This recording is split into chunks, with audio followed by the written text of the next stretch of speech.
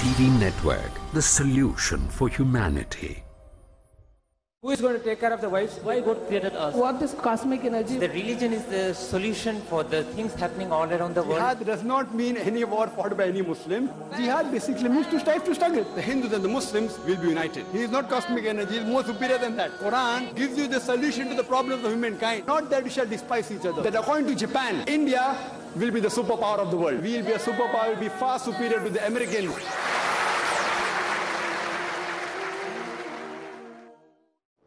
Alhamdulillah, wassalatu wassalam, ala rasulillah wa ala alihi wa sahbihi ajmain, amma ba'd. A'udhu billahi minash shaitanir rajim, bismillahir rahmanir rahim. Wa man ahsanu qawlan mimman da'a ila Allahi wa amila salihan qala innani minal muslimin. Rabbi shrah li sadri wa yassir li amri wahlul 'uqdatam min lisani yafqahu qawli. সবাইকে স্বাগত জানাই Islamic সম্ভাষণে। আসসালামু আলাইকুম ওয়া রাহমাতুল্লাহি ওয়া বারাকাতুহু। আল্লাহর দয়া, শান্তি ও রহমত আপনাদের সবার উপর বর্ষিত হোক। আপনারা ইসলাম ও কম্পারেটিভ রিলিজিয়নের উপরে যে কোনো প্রশ্ন করতে পারেন। যদি কেউ প্রশ্ন করতে চান তাহলে করতে পারেন। হ্যাঁ ভাই। আসসালামু আলাইকুম। ওয়ালাইকুম আসসালাম রহমতুল্লাহ। কিছুদিন আগে ডেনমার্কে একটা ঘটনা ঘটেছিল কিছু কার্টুন নিয়ে। পৃথিবী জুড়ে সবাই এটা নিন্দা করেছিল। সেখানে নবী মুহাম্মদ সাল্লাল্লাহু আলাইহি সাল্লামকে ব্যঙ্গ করে কিছু কার্টুন ছাপা হয়েছিল। আর এখানে আমাদের কি করা উচিত যখন এমন ঘটনা ঘটে যেটা আমাদের জন্য অপমানজনক? এরকম একটা ঘটনা ঘটেছিল কয়েক মাস আগে ডেনমার্কে, তারপর কয়েক সপ্তাহ আগে আবার ছাপানো হয়েছে নবীজির বিরুদ্ধে। ঘটনাটা এরকম যে 2005 সালের 30শে সেপ্টেম্বর একটা ড্যানিশ খবরের কাগজে ছাপা হয়েছিল 12টা কার্টুন নবীজি মুহাম্মদ সাল্লাল্লাহু আলাইহি ওয়াসাল্লামের ক্যারিকেচার, যেগুলো ব্যঙ্গ করে আঁকা হয়েছিল, অপমানজনক ছিল। কার্টুনগুলো নবীজিকে অবমাননা করেছিল। একটা কার্টুনে ছিল তিনি একটা পাগড়ি পরে আছেন, তার উপরে একটা টাইম বোম। এছাড়া বাকি কার্টুনগুলো একই রকম ছিল। আপনার প্রশ্ন ছিল যে আমরা মুসলিমরা এসব ক্ষেত্রে কিভাবে আমাদের প্রতিক্রিয়া জানাবো। এরকম ঘটনা আগেও ঘটেছে। সালমান রুশদিকে নিয়ে এমন হয়েছে, তাসলিমা নাসরিনকে নিয়েও হয়েছে, আমেরিকাতেও এমন হয়েছে, নবীজিকে ব্যঙ্গ করা হয়েছিল। আর টাইম ম্যাগাজিনে ছাপানো একটা রিপোর্ট অনুযায়ী ছাপানো হয়েছিল 1979 সালের 16 এপ্রিলে যে গত 150 বছরের মধ্যে 1800 থেকে 1950 সালের মধ্যে ইসলামের বিরুদ্ধে 60,000-এর বেশি বই লেখা হয়েছে। তার মানে প্রতিদিন একটারও বেশি বই লেখা হয়েছে এই 150 বছরের মধ্যে। 9/11-এর পরে এই জিনিসটা অনেক বেড়ে গেছে। হয়তো একদিনে কয়েকটা বই লেখা হয়েছে। প্রত্যেকদিন অনেক আর্টিকেলও ছাপা হয় পুরো পৃথিবী জুড়ে। হতে পারে ইন্টারনেটে, হতে পারে খবরের কাগজে, হতে পারে স্যাটেলাইট চ্যানেলে, অথবা হতে পারে কোনো বই বা বুকলেট। এটার পরিমাণ অনেক বেড়ে গেছে। এখন মুসলিমরা কিভাবে জবাব দেবে যখন যখন এরকম অপমানজনক কিছু মিডিয়ায় প্রচার করা হয়, হতে পারে টেলিভিশনে, হতে পারে প্রিন্ট মিডিয়ায় ইত্যাদি, সেখানে হয়তো আমাদের নবীজিকে অপমান করা হচ্ছে। মুসলিমরা কিভাবে প্রতিবাদ জানাবে? এখানে এক একজন এক এক মত দেবেন। তবে আমার কাছে জিজ্ঞেস করলে আমি বলবো, যদি আপনি সামগ্রিকভাবে দেখেন মুসলিমরা যেভাবে প্রতিবাদ জানাতে পারে, এ ধরনের ঘটনা ঘটলে, ইসলামের বিরুদ্ধে অপমানজনক কিছু প্রচার করা হলে, নবীজিকে ব্যঙ্গ করা হলে, প্রতিবাদের পদ্ধতিকে মোট 6 ভাগে ভাগ করা যায়। কিভাবে জবাব দেবেন? প্রথম পদ্ধতিটা হলো মিডিয়ায় উত্তর দেয়া। ভুল ধারণাটা ভাঙার চেষ্টা করেন। আর স্যাটেলাইট টেলিভিশন এজন্য খুব ভালো একটা মিডিয়া। এছাড়াও আছে খবরের কাগজ, ম্যাগাজিন, বই লিখতে পারেন, ইন্টারনেটে লিখতে পারেন, বুকলেট বিলি করতে পারেন। তাহলে 1 নম্বর, মিডিয়ায় উত্তর দেন, ভুল ধারণাটা ভেঙে দেন। পৃথিবীর যে কোনো দেশে এই ঘটনা ঘটুক, হোক সেটা কোনো মুসলিম দেশ বা অমুসলিম দেশ, ইসলামকে ব্যঙ্গ করা হলে, নবীজিকে ব্যঙ্গ করা হলে, সেটা পৃথিবীর যেখানেই ঘটুক, যে কোনো মুসলিম এটার প্রতিবাদ করতে পারবে, হোক সেটা কোনো মুসলিম দেশ বা অমুসলিম দেশ। তাহলে প্রথম নিয়মে পৃথিবীর যে কোনো জায়গায় প্রতিবাদ জানাতে পারেন। ইসলাম বা নবীজিকে ব্যঙ্গ করার ঘটনা যেখানেই ঘটুক, হোক সেটা মুসলিম বা অমুসলিম দেশ। প্রথমটা হলো মিডিয়া। 2 নম্বর, শান্তিপূর্ণভাবে প্রতিবাদ জানানো। সেটাও হতে পারে সভা সমাবেশ, অথবা সে দেশের কর্তৃপক্ষকে জানানো যে এরকম ঘটনা ঘটেছে। যেমন ডেনমার্কে শান্তিপূর্ণ প্রতিবাদ মিছিল বের করা হয়েছিল, ডেনমার্কের প্রধানমন্ত্রীকে এটা জানানো হয়েছিল ইত্যাদি। শান্তিপূর্ণ সভা থাকতে পারে কয়েকশো মানুষ, কয়েক হাজার বা কয়েক লাখ, এরকম শান্তিপূর্ণভাবে। এটা যে কোনো মুসলিম করতে পারে পৃথিবীর যে কোনো জায়গায়। তৃতীয় যে পদ্ধতিতে এখানে প্রতিবাদ জানাতে পারেন সেটা হতে পারে লিগ্যাল অ্যাকশন, কোর্টে কেস করা। যদি আপনি অভিযুক্তকে এভাবে কোর্টে হাজির করতে পারেন, কেস করেন, এভাবেও আপনি সেখানে প্রতিবাদ জানাতে পারেন।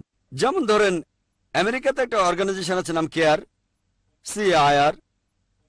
এটা ভালো মুসলিম অর্গানাইজেশন, ইসলামের প্রচার চালায়। এখানে একটা উদাহরণ দেই, হয়তো আপনারা নাইক কোম্পানির নাম শুনেছেন, অনেকে বলে নাইকি, NIKE। এই কোম্পানি খেলাধুলার সামগ্রী বানায়, টি-শার্ট, জুতা ইত্যাদি। তারা একবার একটা জুতা বানালো যার পেছনে আরবির মতো কিছু লেখা, মনে হতে পারে আল্লাহ। জুতার পেছনের দিকে যদি পেছন থেকে দেখেন মনে হবে আল্লাহ লেখা, লেখাটা জুতার পেছনে, আর এটা অপমানজনক। তখন কি হলো, কেয়ার একটা কেস করে দিল। কেসটা কোর্টে যাওয়ার আগেই জুতার কোম্পানি মধ্যস্থতা করেছিল, তারা $17 মিলিয়ন জরিমানা দিয়েছিল। এরকমই হবে বোধহয় $17 মিলিয়ন। কেয়ার সেই টাকা দিয়ে সেখানকার মুসলিমদের জন্য অনেক কাজ করেছিল, তারা মুসলিমদের জন্য পার্ক বানিয়েছিল, স্কুল বানিয়েছিল। এরকমই এই কেয়ার কোম্পানি একটা মুসলিম অর্গানাইজেশন কেস করলো। তবে কেসটা কোর্টে যায়নি, কারণ তাহলে আরো জরিমানা হতো, বাইরে মধ্যস্থতা হয়েছিল। সে যাই হোক, হতে পারে তারা কোর্টের আদেশে জরিমানা দিল বা মধ্যস্থতা হলো। জরিমানা দিয়েছিল $17 মিলিয়ন। মাশাল্লাহ, টাকার পরিমাণ অনেক, অনেক টাকা, 80 কোটি রুপিরও বেশি। চিন্তা করতে পারেন, $17 মিলিয়ন। জুতোগুলো সরিয়ে ফেললো, নাইকি কোম্পানি জুতোগুলো সরিয়ে ফেললো, নতুন আর বানালো না। এরকম লিগ্যাল অ্যাকশন। তাহলে এরকম কোনো ঘটনা ঘটলে কোর্টে গিয়ে কেস করতে পারেন। তবে কিছু দেশে কাজ হবে না, যেমন ইন্ডিয়ায় কেস করে ফল পাওয়ার সম্ভাবনা খুবই কম। অবস্থা এরকম যে কেস চলবে 10 বছর বা 20 বছর, তাহলে দেশটাকেও দেখতে হবে। আমেরিকায় আইন খুবই কড়া, নিয়ম কানুন আছে, ফলও পেতে পারেন। এটা পরিস্থিতি বলে দেবে। প্রথম আর দ্বিতীয় পদ্ধতিটা পৃথিবীর যে কোনো জায়গায় করা যায়। মিডিয়ায় উত্তর দেয়া, ভুল ধারণা ভেঙে দেয়া, চিঠি লেখা, বই ছাপানো যে আমাদের নবীজি সাল্লাল্লাহু আলাইহি ওয়াসাল্লাম আসলে কেমন ছিলেন। 2 নম্বর শান্তিপূর্ণ প্রতিবাদ। 3 নম্বর লিগ্যাল অ্যাকশন, কোর্টে কেস করা। সেই দেশে কেস করে যদি লাভ হয়, লাভ না হলেও অন্তত চেষ্টা করে দেখতে পারেন। এভাবে মানুষকে সচেতন করার চেষ্টা করেন। 4 নম্বর পদ্ধতিটা অর্থনৈতিকভাবে চাপ দেয়া অথবা ব্যবসায়িক চাপ। এটা হয়তো সব দেশে প্রয়োগ করা যাবে না, তবে এটা করতে পারেন যে সেই দেশের পণ্য সামগ্রী যেগুলো বয়কট করা যেতে পারে, যদি সে দেশে ঘটনা ঘটে, অথবা ধরেন সে দেশের প্রধানমন্ত্রী এটা নিন্দা করছে না, সমর্থন করছে, তার মানে তিনিও এটার একটা অংশ, তাহলে বয়কট করেন। যেমন আপনারা হয়তো জানেন, উপসাগরীয় যুদ্ধের সময় মধ্যপ্রাচ্যের অনেক দেশে আমেরিকান পণ্য সামগ্রী বয়কট করা হয়েছিল। সে সময় আমেরিকার অর্থনৈতিক অনেক ক্ষতি হয়েছিল। এটা হলো অর্থনৈতিক চাপ দেয়া বা পণ্য বয়কট করা। এটাতে কেউ আপত্তি জানাবে না, তবে এটাও পরিস্থিতির উপর নির্ভর করে। ধরেন এখন বললাম আমরা আমেরিকার পণ্য বয়কট করব, কিন্তু আমরা সংখ্যায় কম, কোনো লাভ হবে না। যদি এটা ফলপ্রসূ হয়, অর্থনীতিতে প্রভাব ফেলে, করেন। এটা হলো 4র্থ পদ্ধতি। 5ম হতে পারে রাজনৈতিক চাপ দেয়া। রাজনৈতিক চাপ মানে সমস্ত মুসলিম দেশগুলো তারা একসাথে হয়ে তখন সেই দেশের প্রধানকে তারা জানাবে যে এটা বন্ধ করতে হবে, না হলে আমাদের দেশ থেকে আপনাদের এম্বাসি তুলে দেব, রাষ্ট্রদূতদের ফিরিয়ে নেব ইত্যাদি। তাহলে এটা হলো 5 নম্বর পদ্ধতি, রাজনৈতিক চাপ সরাসরি। প্রধানমন্ত্রীরা আলোচনা করবেন, প্রেসিডেন্টরা আলোচনা করবেন, রাজনৈতিক আলোচনা যে এই কাজ বন্ধ করতে হবে, ক্ষমা চাইতে হবে, তা না হলে রাজনৈতিকভাবে বয়কট করা হবে। সর্বশেষ 6 নম্বর পদ্ধতি, প্রতিবাদ করা বা এমন কিছু আঘাত করে। যেমন ধরেন লোকজন এমন করলো যে আগুন ধরিয়ে দিল, এম্বাসিতে পাথর মারলো, কেউ হয়তো এমন কাজ করলো যে একটা বোমা ফাটিয়ে দিল, এমন হচ্ছে। প্রথম 5টা পদ্ধতিতে কোনো সমস্যা নেই, কেউ আপত্তি জানাবে না। মানুষ এভাবে প্রতিবাদ জানাচ্ছে, আপত্তি জানাবে কেন? এটা বাক স্বাধীনতা। তাহলে আমাদেরও উত্তর দেওয়ার স্বাধীনতা আছে। সে যদি আপনার শত্রুও হয়, ধরেন কেউ নবীজির বিরুদ্ধে বই লিখেছে, আপনি মিডিয়ায় প্রতিবাদ জানালেন, সে আপত্তি জানাবে না। এই 6 নম্বর পদ্ধতিতে যদি বিক্ষোভ প্রদর্শন করেন, এটা যদি খুব মারাত্মক না হয়, কিছু মনে করবে না, যদি সেটা ক্ষতিকর কিছু না হয়, যেমন ফ্ল্যাগ পুড়িয়ে দিলাম, কাজ হতে পারে নাও হতে পারে, তবে আপত্তি করবে না। 6 নম্বর পদ্ধতিতে বিক্ষোভ প্রদর্শন এমন হলে সমস্যা নেই। তবে যদি এমন হয় সেই দেশের কাউকে ধরলেন, তাকে আটক করে রাখলেন, তারপর অত্যাচার করলেন অথবা মেরে ফেললেন, ইসলাম এটা নিষিদ্ধ। একজন আমেরিকানকে কিডন্যাপ করলাম, এবার তাকে মেরে ফেলবো অথবা আমি একটা বোমা ফাটাবো, ইসলাম এটা নিষিদ্ধ। প্রথম 5টা পদ্ধতির কথা যদি বলেন, মুসলিমরা আপত্তি করবে না, অমুসলিমরা আপত্তি করবে না। 6 নম্বরটা শক্তি প্রয়োগ করা, ফ্ল্যাগ পুড়িয়ে দেয়া, কুশপুত্তলিকা পোড়ানো। বেশিরভাগ মানুষ আপত্তি করবে না, ইসলামও এটাকে পুরোপুরি হারাম বলবে না।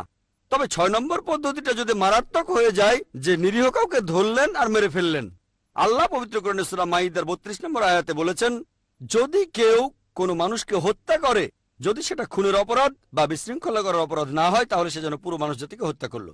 যদি কোনো মানুষকে মেরে ফেলেন, হোক মুসলিম বা অমুসলিম, যদি সেটা খুন বা বিশৃঙ্খলা করার অপরাধে না হয়, তাহলে আপনি পুরো মানুষ জাতিকেই হত্যা করলেন। আর যদি কাউকে বাঁচান, তাহলে পুরো মানুষ জাতিকে বাঁচালেন। যদি সত্যিকারের দায়ী লোকদের ধরতে পারেন, তাহলে সেটা আলাদা কথা। কিন্তু কোন দেশের নিরীহ কোনো লোককে ধরলেন, ইসলাম এটা সম্পূর্ণ নিষিদ্ধ।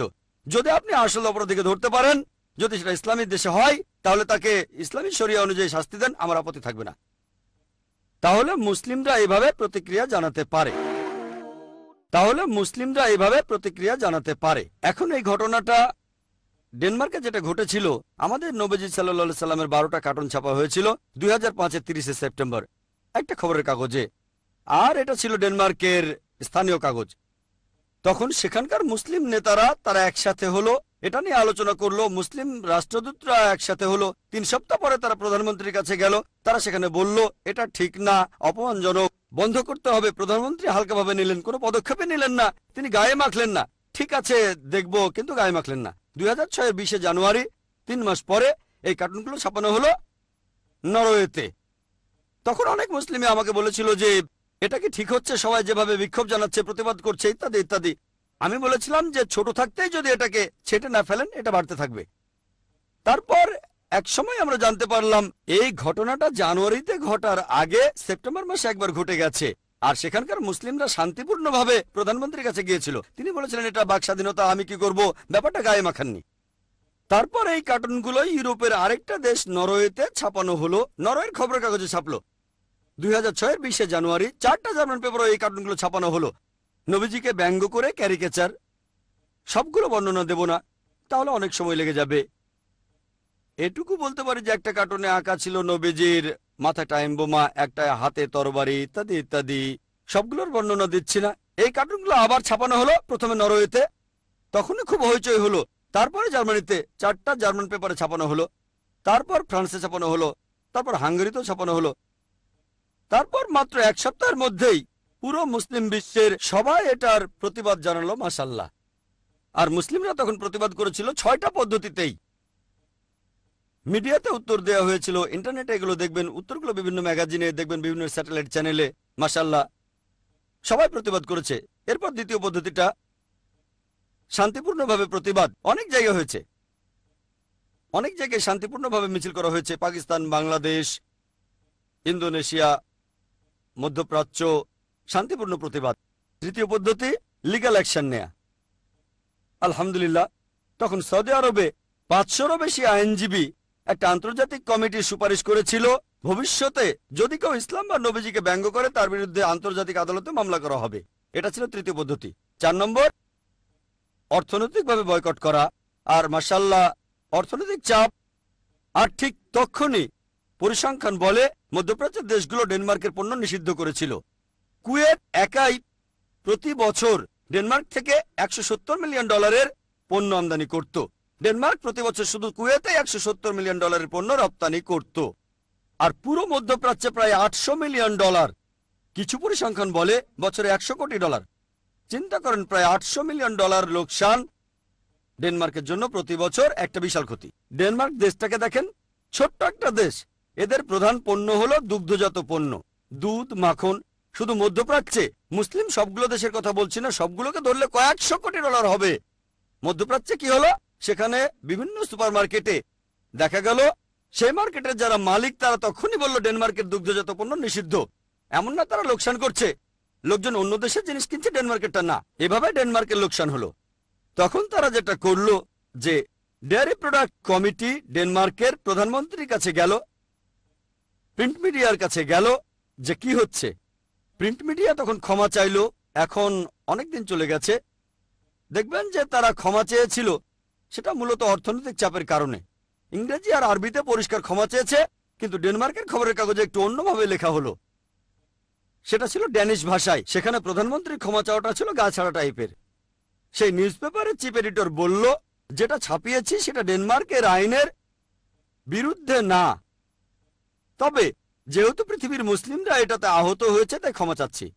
তার মানে তারা ক্ষমা চাচ্ছে, কিন্তু শর্ত আছে।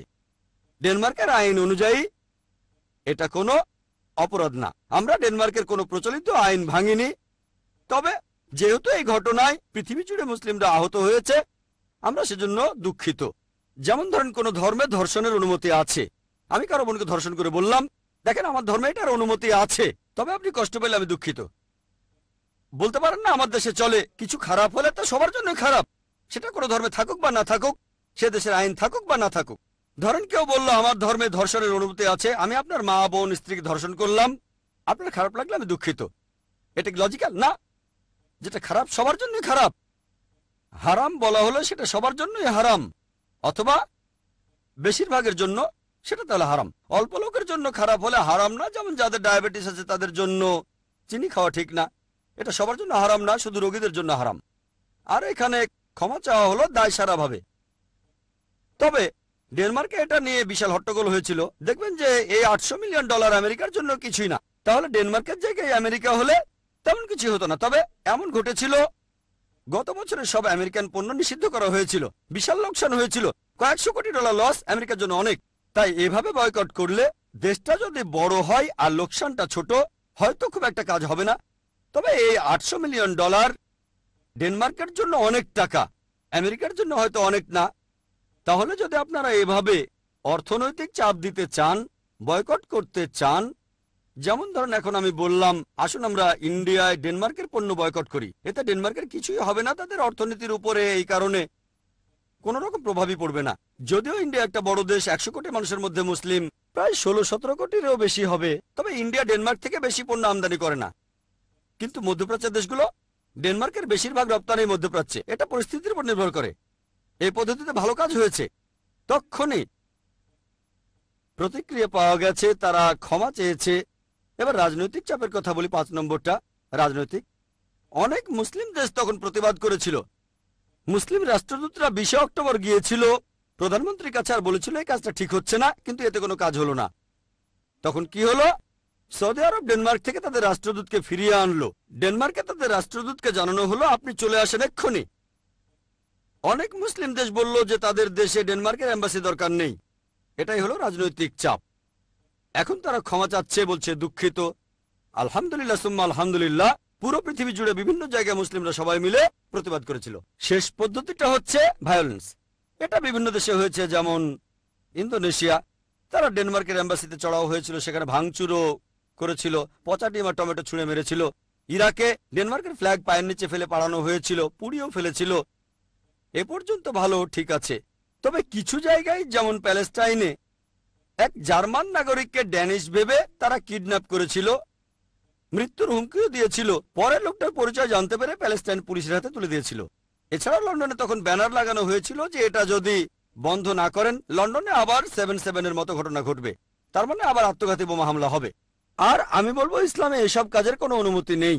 এটা হলো 6 নম্বর পদ্ধতি। অন্য 5টা পদ্ধতি আলহামদুলিল্লাহ, তবে শেষেরটা ফ্ল্যাগ পুড়িয়ে দেওয়া, কেউ বলবে হ্যাঁ, কেউ বলবেন না, পুরোপুরি হারাম বলতে পারবে না, তবে নিরীহ মানুষ মারা হারাম ইসলামে। এখানে দেখবেন অন্তত একটা জিনিস ভালো হয়েছে, যে আমেরিকায় এটা ছাপানো হয়নি। ইংল্যান্ডের সরকার সে সময় ডেনমার্কের বিরুদ্ধে কথা বলেছে, অন্যান্য সব ইউরোপিয়ান দেশ বেশিরভাগই ডেনমার্ককে সমর্থন করেছে যে এটা বাক স্বাধীনতা। কিন্তু জ্যাক স্ট্র ফরেন মিনিস্টার ইংল্যান্ডের বলেছিলেন বাক স্বাধীনতা থাকবে, তার মানে এই না কোনো ধর্মকে আক্রমণ করবেন অথবা নিন্দা করবেন। আমেরিকাও একই কাজ করেছে, আমেরিকাও নিন্দা করেছে। কারণ এমনও হতে পারে অতীতে আমেরিকা আর ইংল্যান্ডে যেসব ঘটনা ঘটেছিল তারা আগের চেয়ে বুদ্ধিমান হয়েছে। আমি আগের কাজগুলো সমর্থন করছি না, তবে তারা বুঝেছে এইসব ক্যারিকাচারের কারণে কোটি কোটি ডলার লোকসান হচ্ছে। বিবিসিও নিন্দা করেছে। এইসব লোকজন বিশেষ করে আমেরিকায় আর ইংল্যান্ডে তারা ডেনমার্কের এই কাজটা প্রতিবাদ করেছিল, তারা মুসলিমদের পক্ষে বলেছিল। কিন্তু অন্য ইউরোপিয়ান দেশগুলো, জার্মানি, ইটালি, তারা বলল এটা বাক স্বাধীনতা, এতে সমস্যা কোথায়। কার্টুনটা ফ্রান্সেও ছাপা হয়েছিল। ফ্রান্সের সেই খবরের কাগজের চিফ এডিটরকে চাকরি থেকে বরখাস্ত করা হয়েছিল। ফ্রান্সের ভূমিকাটা ছিল নিরপেক্ষ। জর্ডানো কার্টুনটা ছাপা হয়েছিল এক মুসলিম লোক, তার মতে সে মুসলিমদের এটা জানাতে চেয়েছিল, সেও বরখাস্ত হয়েছিল। এখানে আমরা এভাবে প্রতিবাদ করব যাতে ইসলাম সম্পর্কে ভুল ধারণাগুলো ভাঙতে পারি। এখন যদি আমরা ভায়োলেন্সের পথে এগিয়ে যাই, নিরীহ মানুষ মারি, তাহলে ইসলাম ধর্মেরই বদনাম হবে। তাহলে আপনি যদি সব দিক বিবেচনা করে এভাবে উত্তর দেন, ইনশাল্লাহ ইনশাল্লাহ আল্লাহ পাশে থাকবেন, আর আমরাও তাহলে ভুল ধারণাগুলো ভেঙে দিতে পারবো আর ইসলামের প্রচার করতে পারবো। আশা করি উত্তরটা পেয়েছেন। হ্যাঁ ভাই। একবার একটা জুতোর মডেলে আরবি আয়াত বিসমিল্লাহির রহমানুর রহিম লেখা হলো, মুসলিমরা সবাই স্ট্রাইক করলো, এসব ঘটনা এখনো ঘটছে, সবাই আমাদের সাথে খেলছে। প্রথম প্রশ্ন। দ্বিতীয়টা হলো, এভাবে স্ট্রাইক করা বা হরতাল ডাকা ইসলাম এ ব্যাপারে কি বলে? কারণ এখানে অনেকেই ক্ষতিগ্রস্ত হচ্ছে যারা সরাসরি জড়িত নয়। যে দোকানে পাথর মারা হয়েছে তারাও হয়তো সরাসরি এর সাথে জড়িত নয়। ইসলাম ধর্ম এ ব্যাপারে কি বলছে? ভাই আপনি প্রশ্ন করলেন আর এটার উত্তর আমি আগেই দিয়েছি। আমি একটা জেনারেল উত্তর দিয়েছি, সেই উত্তরটার মধ্যে সবকিছুই পড়ে, সালমান রুশদি, তাসলিমা নাসরিন আর আমেরিকা সবকিছু। আমার উত্তরটা ছিল সামগ্রিক। তারপরে ডেনমার্কের ছাপানো সেই কার্টুনগুলো নিয়েও আমি বলেছিলাম। সেখানে বলেছিলাম যে 6 নম্বর ছিল ভায়োলেন্স। এই ভায়োলেন্সের ব্যাপারে তখন আমি বলেছিলাম, ফ্ল্যাগ পুড়িয়ে দিলেন, লোকে আপত্তি করতে পারে, তবে এটাকে হারাম বলবে না। অথবা ঢিল মেরে জানালার কাজ ভাঙলেন, সেই দেশের এম্বাসির জানালা যেটা অন্যায় করেছে, তবে অন্য কারো দোকানে আগুন ধরানোকে হারাম বলবো। অবশ্য যদি সেই ব্যাপারটার সাথে জড়িত কেউ, একেবারে সরাসরি জড়িত এমন কাউকে ধরতে পারেন, তাহলে ব্যাপারটা আলাদা। আপনি সেই দেশের কোন নাগরিককে কিডন্যাপ করে অত্যাচার করতে পারেন না, এটা হারাম। তাহলে দোকানে পাথর মারা এটা সম্পূর্ণ হারাম। যদি সেই দোকানদার অন্যায় কিছু করেছে সেজন্য পাথর মারছেন, তাহলে ঠিক আছে, তবে অন্য কাউকে আক্রমণ করা ঠিক না। এখানে যেটা করতে পারে না, আমি আগেও বলেছি, যদি সেই দেশ দায়ী হয়, প্রধানমন্ত্রী এটাকে সমর্থন করে, তার মানে প্রধানমন্ত্রীও জড়িত। প্রধানমন্ত্রী দায়ী, সেজন্য নিরীহ নাগরিককে মারতে পারেন না। খুব বেশি হলে ফ্ল্যাগ পোড়ানো, আমি বলছি না যে এটাও ঠিক, তবে ভায়োলেন্সটা যদি হয় ফ্ল্যাগ পুড়িয়ে দেয়া, এম্বাসিতে পচা ডিম ছুঁড়ে মারা, যদি ভায়োলেন্সটা এরকম হয়, সামান্য খুব একটা আপত্তি করবে না মানুষ। তবে চূড়ান্ত ভায়োলেন্সে নিরীহ মানুষ মারা, অত্যাচার করা, অথবা বাড়িঘর পুড়িয়ে দেয়া, অথবা দোকান পুড়িয়ে দেয়া, এগুলো হারাম ইসলামে। এমন করা আমার মতে সম্পূর্ণ ভুল। হ্যাঁ, আপনি মিডিয়ায় উত্তর দিতে পারেন, শান্তিপূর্ণভাবে প্রতিবাদ করেন, সমস্যা নেই। অর্থনৈতিক, আমি তাদের পণ্য কিনবো না, সেগুলো ব্যবহার করব না, ড্যানিশ পণ্য আমি কিনবো না, ভালো। কোর্টে কেস করেন, তাহলেও সমস্যা নেই। ভায়োলেন্স সামান্য হলে ঠিক আছে, না হলে না। একইভাবে দেখবেন এই ব্যাপারটা ইসলামের বদনাম করলে এগুলো থেকে বেছে নেন, সমস্যা নেই, তবে ভায়োলেন্স না। আশা করি উত্তরটা পেয়েছেন। ওয়াখির দাওয়ানা আলহামদুলিল্লাহি রাব্বিল আলামিন। আলহামদুলিল্লাহ ওয়াসসালাতু ওয়াসসালাম আলা রাসূলিল্লাহ ওয়া আলা আলিহি ওয়া সাহবিহি আজমাইন, আম্মা বাদ। আউযু বিল্লাহি মিনাশ শাইতানির রাজীম। বিসমিল্লাহির রহমানির রহিম। উদু ইলা সাবরি রাব্বিকা বিল হিকমা ওয়াল মাউযিজাতিল হাসানা ওয়াজাদিল বিল্লাতি আহসান। রব্বি ইশরাহ লি সাদরি ওয়া ইয়াসসির লি আমরি ওয়াহলুল উকদাতাম মিন লিসানি ইয়াফকাহু কাওলি। সবাইকে স্বাগত জানাচ্ছি ইসলামিক সম্ভাষণে। আসসালামু আলাইকুম ওয়া রাহমাতুল্লাহি ওয়া বারাকাতুহু। আপনারা ইসলাম ও কম্পারেটিভ রিলিজিয়ন বা ইসলামের প্রচারের উপর যে কোনো প্রশ্ন করতে পারেন। আসসালামু আলাইকুম ওয়া রাহমাতুল্লাহি ওয়া বারাকাতুহু। ওয়ালাইকুম আসসালাম ওয়া রাহমাতুল্লাহি ওয়া বারাকাতুহু। ভাই, গত বছরে আমার এক বান্ধবী ইসলাম গ্রহণ করেছে। বিশেষ কিছু কারণে সে বাসা থেকে চলে গেছে, যেহেতু তার পরিবার বিরোধিতা করেছিল। এখন সে থাকে অমুসলিম মহিলাদের সাথে, আর আলহামদুলিল্লাহ সেখানে সে দাওয়ার কাজ চালিয়ে যাচ্ছে। সে খুব ভয় পায়, আল্লাহ তাআলা যদি তাকে শেষ বিচারের দিনে প্রশ্ন করেন, তুমি আমার ধর্ম প্রচার করনি কেন? সে খুব ভয় পায়। তবে নিয়মিতভাবে দাওয়া দেওয়ার পরও সে তেমন কোনো সাড়া পাচ্ছে না। আপনি কি এ ব্যাপারে কিছু বলবেন? বোন, আপনি প্রশ্ন করলেন যে আপনার এক বান্ধবী ইসলাম ধর্ম গ্রহণ করেছেন, আর মুসলিম হওয়ার পর থেকে সে অমুসলিম বন্ধুদের কাছে ইসলাম ধর্মের কথা প্রচার করছে, তবে কোনো সাড়া পাচ্ছে না। তাহলে কি শেষ বিচারের দিনে দায়ী করা হবে তাকে? উত্তরটা আছে পবিত্র কোরআনে সূরা গাশিয়া অধ্যায় নম্বর 88 আয়াত 21। আল্লাহ বলেছেন, ফাযাক্কির ইন্নামা আনতা মুযাক্কির। আল্লাহ নবীকে বলছেন, তোমার কাজ হচ্ছে ধর্ম প্রচার করা, মনকে বদলানো, হেদায়েত করা, সেটা রয়েছে আল্লাহ সুবহানাহু ওয়া তাআলার হাতে। তাহলে আমাদের নবীকেও আল্লাহ সুবহানাহু ওয়া তাআলা হেদায়েত করার জন্য কোনো ক্ষমতা দিয়ে পাঠাননি, সেটা রয়েছে আল্লাহ তাআলার হাতে। যখন এই আয়াতটা নাজিল হয়েছিল, হযরত বিলাল তিনি হেসে উঠলেন। একটা হাদিসে আছে বিলাল হেসে উঠলেন। আরেক সাহাবী জিজ্ঞেস করলেন, হাসছো কেন?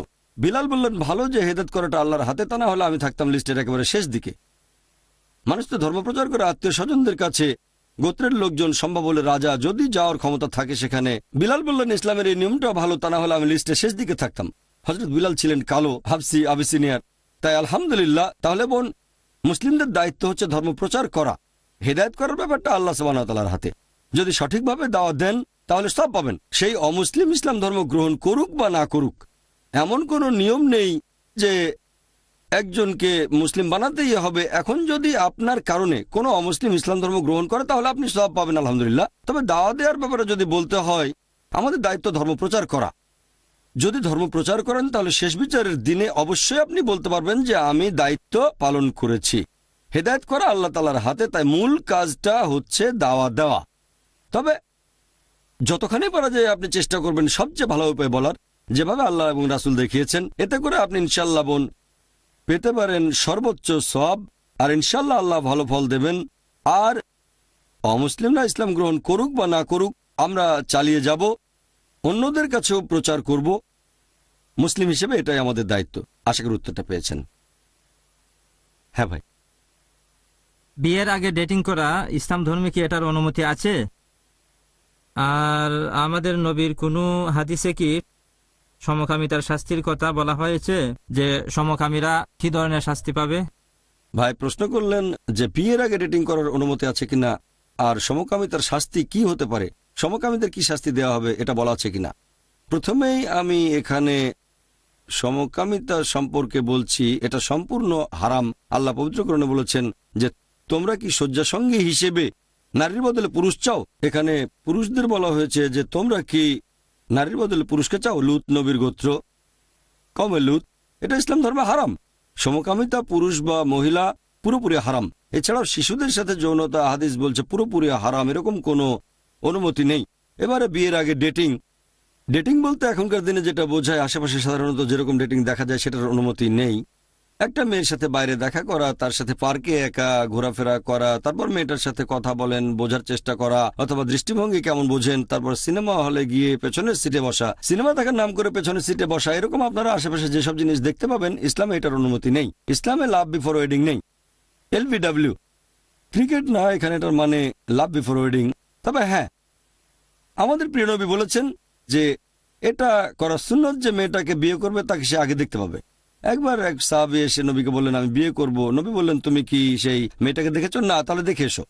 ব্যাপারটা এরকম না যে কথা বলা যাবে না, এমন না যে পছন্দ করতে পারবেন না। নবী বলেছেন যখন কেউ বিয়ে করে তখন সে 4টা জিনিসের দিকে নজর দেবে। একটা হচ্ছে গুণ, দ্বিতীয়টা সম্পদ, আভিজাত্য আর সৌন্দর্য। সেরা হচ্ছে গুণ। আপনি পছন্দ করতে পারেন, যদি কেউ আপনাকে প্রস্তাব দেয়, কেউ আপনার কাছে আসলো, অথবা আপনি কারো ব্যাপারে জানতে পারলেন, হ্যাঁ আপনি দেখা করতে পারেন হবু জীবনসঙ্গীর সাথে, হবু জীবনসঙ্গী বা স্ত্রীর সাথে দেখা করতে পারেন। তবে যখন দেখা করবেন তখন যেন একজন মাহরাম থাকে সেখানে, হয় সেই ছেলের বোন অথবা মেয়ের ভাই। কারণ নবী বলেছেন যদি 2 জন নারী পুরুষ না মাহরাম কোনো বদ্ধ ঘরে থাকে, সেখানে তৃতীয় ব্যক্তি হচ্ছে শয়তান। তাই শালীনতা বজায় রাখবেন, সঠিকভাবে হিজাব পালন করবেন, অবশ্যই দেখা করতে পারবেন হবু স্বামী অথবা হবু স্ত্রীর সাথে। কথা বলেন, বোঝার চেষ্টা করেন, দৃষ্টিভঙ্গি জানার চেষ্টা করেন, কোনো সমস্যা নেই। কথা বলেন 1 বার 2 বার 3 বার, 1 ঘন্টা 2 ঘন্টা, সমস্যা নেই। তবে নির্জন কোথাও না, এমন না যে বাগানে আপনারা 2 জন, অথবা সিনেমা হলে, তারপর ম্যাকডোনাল্ডসে গেলেন। তবে যদি ইসলামিক শরিয়াগুলো মেনে চলেন অবশ্যই দেখা করতে পারবেন, পছন্দ করতে পারেন, বাদও দিতে পারেন। বাদ দিয়ে আপনি আবার একজনকে দেখতে পারেন, তবে সেটা হবে ইসলামিক শরিয়া অনুযায়ী। যদি এভাবে করা হয় কোনো সমস্যা নেই, আর সেটা করাই হচ্ছে সুন্নাহ। এরকম যদি ডেটিং বলেন তাহলে অনুমতি আছে, ইসলামিক ডেটিং এর অনুমতি আছে, অনইসলামিক ডেটিং এর অনুমতি নেই, যদি এটাকে ডেটিং বলেন। আশা করি উত্তরটা পেয়েছেন। এবার কোনো বোন কি প্রশ্ন করবেন? আপনার লেকচার শুনে আমি জানতে পেরেছি যে মুসলিমদের জন্য দাওয়া দেয়া খুবই গুরুত্বপূর্ণ। তবে একজন মুসলিম মহিলা, তাকে শালীনতা বজায় রাখতে হবে, ঘরের কাজ করতে হবে। আমার মতে এটা বেশ কঠিন কাজ। তারপর অমুসলিম মহিলাদের সাথে মেলামেশা করতে হবে। অনেকে আবার চুপচাপ থাকতেই পছন্দ করে। আপনি কি তাদের জন্য দাওয়া দেওয়ার ব্যাপারে কিছু বলবেন? বোন প্রশ্ন করলেন যে আমার লেকচার শোনার পরে জেনেছেন দাওয়া দেওয়া গুরুত্বপূর্ণ। বোন, দাওয়া দেওয়া বাধ্যতামূলক। গুরুত্বপূর্ণ ঠিক আছে, আর বাধ্যতামূলকও। মানে গুরুত্বপূর্ণ কাজগুলোর মধ্যে বাধ্যতামূলক ক্যাটাগরি। আপনার প্রশ্নটা হচ্ছে একজন মহিলা কিভাবে দাওয়া দিতে পারে, অমুসলিম মহিলাদের সাথে কিভাবে কথা বলতে হবে, তাকে শালীনতা বজায় রাখতে হবে। অনেক মানুষের ভুল ধারণা আছে যে দাওয়া দিতে গেলেই তাকে বাইরে যেতে হবে। ব্যাপারটা আসলে এরকম না বোন। অনেক মহিলা আছেন যারা শালীনতা বজায় রাখেন, আধুনিক, আর পাশাপাশি দাওয়া দিচ্ছেন আলহামদুলিল্লাহ। যে চুপচাপ থাকতে পছন্দ করে সে কিভাবে দাওয়া দেবে? অনেকের ভুল ধারণা আছে যে দাওয়া মানে শুধু লেকচার দেয়া, শুধু লেকচার দেওয়াই নয় বোন, দাওয়ার বিভিন্ন টাইপ আছে। আপনি একজনের সাথে কথা বলতে পারেন, বাসায় বসে আলোচনা করতে পারেন, চিঠি লিখতে পারেন, ইমেল পাঠাতে পারেন। আর দাওয়া দেওয়ার ব্যাপারে যদি বলতে হয়, দুইজন কথা বলছেন, তখন দুজনেই পুরুষ বা দুজনেই মহিলা হলে ভালো হয়। বেশিরভাগ ক্ষেত্রে প্রয়োজন হলে বিপরীত লিঙ্গের সাথে কথা বলা যায়, মাহরামের সাথে। তবে আপনি যদি ইসলামিক শরিয়াগুলো ভালোভাবে জেনে থাকেন, ঘরে বসেও তাহলে দাওয়া দিতে আপনি পারেন। আপনি চুপচাপ থাকেন, ভালো। আপনার হয়তো কথা বলার তেমন অভ্যেস নেই, হয়তো লজ্জা পাবেন বা অস্বস্তি লাগতে পারে, তবে আপনাদের কারো অবস্থা হয়তো ততটা খারাপ না যতটা আমার ছিল। তোতলা ছিলাম আমি, কারোর সাথে কথা বলতে গেলেই আমি তোতলাতাম। জিজ্ঞেস করা হলো আপনার নাম কি, আমি বলতাম জাকির, এরকমই ছিলাম। এটা প্রায় 12 বছর আগের কথা। আর আলহামদুলিল্লাহ আল্লাহ রাস্তা খুলে দিয়েছেন। আমি মেডিকেল কলেজ থেকে পাশ করেছি, তারপর গত 12 বছর ধরে আমি দাওয়ার ফিল্ডে আছি মাশাআল্লাহ। আমি আগের প্রশ্নের উত্তরও কথাটা বলেছিলাম, যদি আপনি আল্লাহ সুবহানাহু ওয়া তাআলার পথে জিহাদ করেন, চেষ্টা করেন, আল্লাহ আপনার রাস্তা খুলে দেবেন, আপনি যাই হন না কেন। বেশিরভাগ মানুষই, মানে 99.99% যারা দাওয়া দিতে চান, আমি শুরুতে যেমন ছিলাম তার চেয়ে সবাই ভালো আছেন। এটা একটা উদাহরণ। আল্লাহ সাহায্য করেছেন। আল্লাহ সাহায্য করলে কেউ হারাতে পারবে না, আর আল্লাহ ত্যাগ করলে কেউ সাহায্য করতে পারে না। অতএব মুমিনরা নির্ভর করুক আল্লাহ সুবহানাহু ওয়া তাআলার উপর। এটা আছে সূরা আলে ইমরান অধ্যায় 3 আয়াত নম্বর 160। তাহলে বোন শুরু করেন। যদি মনে করেন কথা বলতে চাচ্ছেন না, মিশতে চাচ্ছেন না, চুপচাপ থাকতে চাচ্ছেন, তারপরে শুরু করেন, আর ইনশাআল্লাহ আল্লাহ সাহায্য করবেন। ব্যাপারটা এরকম না যে একজন মহিলা শালীনতা বজায় রেখে দাওয়া দিতে পারবেন না। অনেকের ভুল ধারণা আছে শালীন মানে ঘরে থাকতে হবে বসে। শালীনতা মানে শালীনতা, ঘরের ভেতরে বা বাইরে মেনে চলবেন ইসলামিক শরিয়া, দৃষ্টি নিচু রাখবেন। সত্যি বলতে একজন শালীন মহিলা অনেক ভালোভাবে দাওয়া দিতে পারবে একজন অশালীন মহিলার চেয়ে। একজন ভদ্র মহিলা বাইরে যাচ্ছে ইসলামিক নিয়মকানুন মেনে, এটাই তো একটা দাওয়া। তারপর যখন ধর্মপ্রচার করে, কথা বলে, পরোক্ষ দাওয়া। আজ সকালে আমি আমাদের মহিলা টিচারদের ভয়েস মডুলেশনের জন্য বেশ কয়েকজন ট্রেনারের সাথে কথা বলেছিলাম, আর আমরা বোম্বের সেরা লোকদের হায়ার করছি। সকালে আমরা বেশ কয়েকজনের ইন্টারভিউ নিয়েছি, আমার বোন এবং আমি, এরা সবাই মহিলা। তারা আমাদের জিজ্ঞেস করেছিল যে আচ্ছা, আমরা যখন ট্রেনিং দিতে আসব তখন কি শাড়ি পরতে পারবো, সমস্যা নেই তো, অথবা সালোয়ার কামিজে হবে? তাদের প্রশ্ন। আমরা কোনো শর্ত বেঁধে দেইনি, সবাই তো মহিলা, আমাদের মহিলাদের ট্রেনিং দেবেন, এটাও একটা দাওয়া। যেভাবে কথা বলেছি। তারপর আমার বোন পরেছিল হিজাব, তারাই বলতে লাগলো সালোয়ার কামিজে চলবে, অথবা আপনারা কি চান, আমরা কোনো শর্ত দেইনি। তারা তো ট্রেনার, সবাই প্রফেশনাল, আমরা মাইন্ড করব না, সবাই মহিলা, তারা সালোয়ার কামিজ বা অন্য কিছু পড়ুক, যেহেতু কোনো শর্ত দেয়নি আমাদের কোনো সমস্যা নেই। তবে চিন্তা করেন যেভাবে আমার বোন কথা বলেছে, যেভাবে নিজেদের উপস্থাপন করেছি, অমুসলিম প্রফেশনাল। বিদেশিদের ট্রেনিং পাওয়া অন্যদেরকে কথা বলা ট্রেনিং দেন, তারাই প্রশ্নগুলো করছেন কেন? কারণ আমাদের উপস্থাপনা, আমরা ইসলাম সম্পর্কে কোনো কথাই বলিনি, শুধু কাজের বিষয়ে কথা বলেছি, কিন্তু সেটাই যেভাবে উপস্থাপন করেছি সেটাই দাওয়া আলহামদুলিল্লাহ।